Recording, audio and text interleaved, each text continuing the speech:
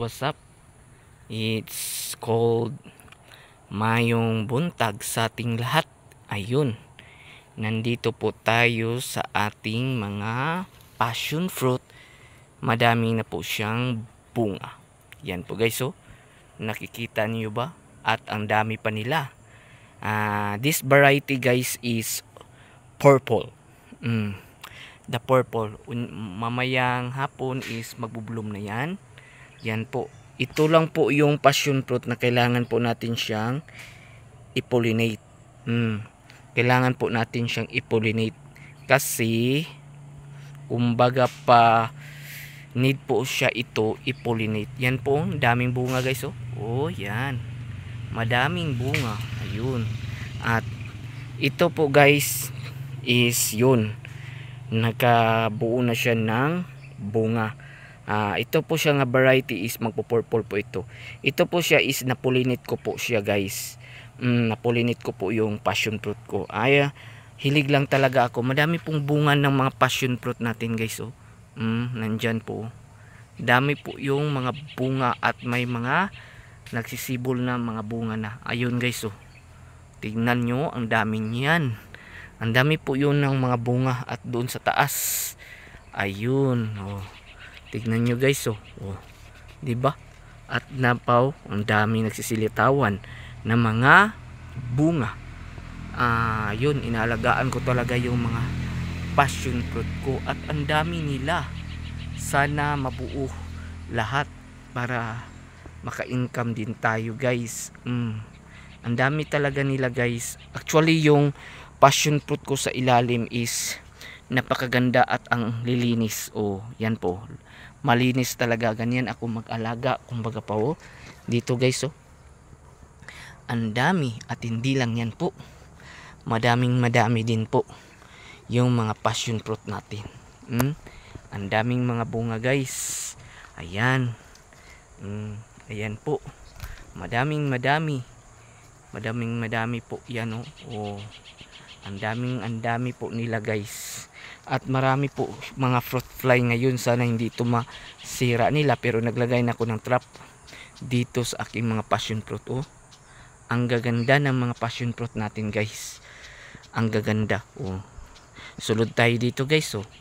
Diba? Napakaganda. Napakaganda po yan guys. At ang linis-linis. Yan po. At dito rin actually guys, mahirap talaga ito kasi i-populate ito. Yan po guys. May nabuo na. Ang dami po nila guys. Hindi lang po ito. Andyan, dami po nila. Madami. Yan. Madaming suloy guys. At kailangan mo talaga yang tiyagaan sila para doon sila sa taas. Doon sila sa taas. Ang dami nila guys. Ang dami niya nila. Sana mabuo ito lahat. Walang malalaglag. At dito rin. Yan po guys. Tignan nyo. Tatlo yan guys. Yan. At doon din sa taas guys. Doon din. At meron pang isa dito guys. Tignan nyo. Yan. Ang dami pa yan guys. Hindi lang yan. Dito rin. Madami rin sila. Lalabas ako guys Lalabas ako. Yan. Madami rin yan. Ang dami po nila guys. Nakabidyo tayo ngayon kasi yun sa taas ayun.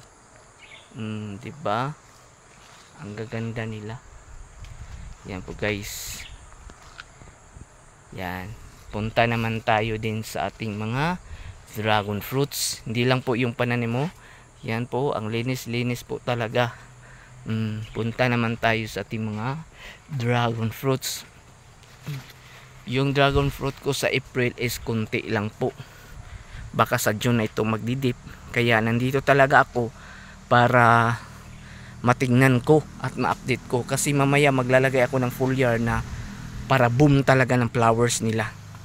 Kasi sa Mayo kasi konti lang yung bunga ng ating dragon fruits. Yan po guys, so. Diba? Konti lang yung mga dragon fruit natin, pero huwag tayong manghinaan ng loob kasi ganyan naman talaga eh. Huwag tayong manghinayaan. At meron din akong yung nabili ko na next year, atong next year is nagkabunga na rin yung giant orange. Yan po. Ang gaganda ng giant to. Diba? Ang ganda niya guys, promise. Mahal po ang bili natin dito, nasa 1.5. Pero sige lang, pagtsatsagaan talaga. Ayan po guys, salamat sa inyong paglantaw. Dito na lang tayo, farming dragon fruit.